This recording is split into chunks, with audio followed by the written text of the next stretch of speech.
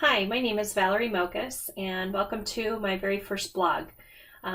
This little video is designed to help you learn how to read the blog in chronological order so that you don't miss anything. First, we're going to cover how to get to the blog. So you'll need to open a web browser. You'll see I'm using Google Chrome, but you could use Internet Explorer, Firefox, whatever you care to. You'll first need to go into the address bar and type in where you'd like to go. The easiest way to get to this particular blog is to type in hebronchouse.com. So that's Hebron for the name of the village where the building is located, and Chouse, which is just a clever way to call it the church house. So again, www.hebronchouse.com. Once you've typed that in, you can click enter, and it will go to the homepage of the blog. Now, you can think of a blog kind of like a magazine subscription. And if you recall, some magazines would have a continuous story that would be developed over multiple volumes of the magazine. You can think of that as well when you're thinking about a blog. So sometimes a blog is self-contained and you only need to look at one to fully understand what's going on.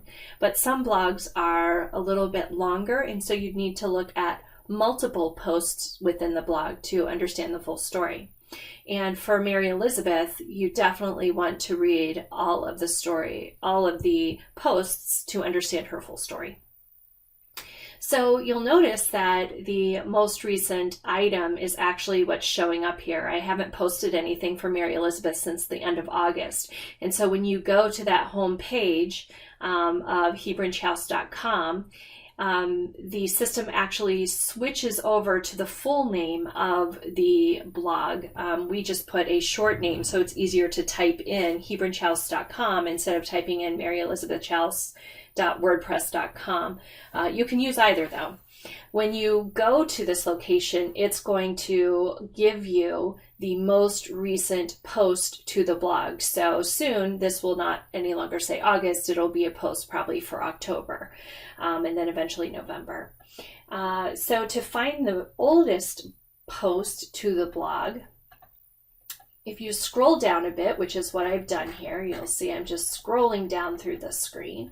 I'm coming down to the archives section. If you go down to February 2016, that is the very first series of blogs that were on, or very first series of posts that were on this blog.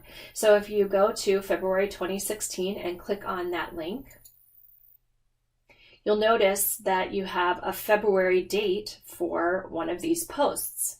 Now, February was the first month of my doctoral program. So back then I used to have a lot of time.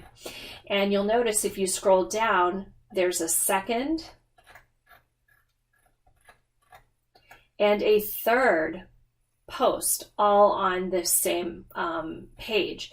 So to really start at the beginning of this particular blog, you would actually go down to the oldest post, which would be February 10, and you could read that post.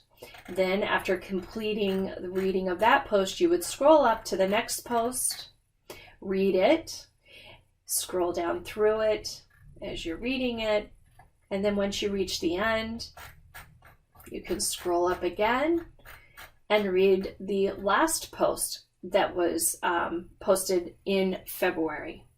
After you complete February, you can come over and look for the next chronological month, which would be March. Then we have April, May. You'll notice that there's nothing for June and July. That's because I didn't post anything in June and July. So during those times where you don't see a month, it's because there are no posts for that month. And so you would just continue up into the next month, again, reading them in the order in which they were posted. And you'll notice that in March, there's only one title, so there's only one post. You would read that post and then continue on by going on to April. And that is how you read them chronologically.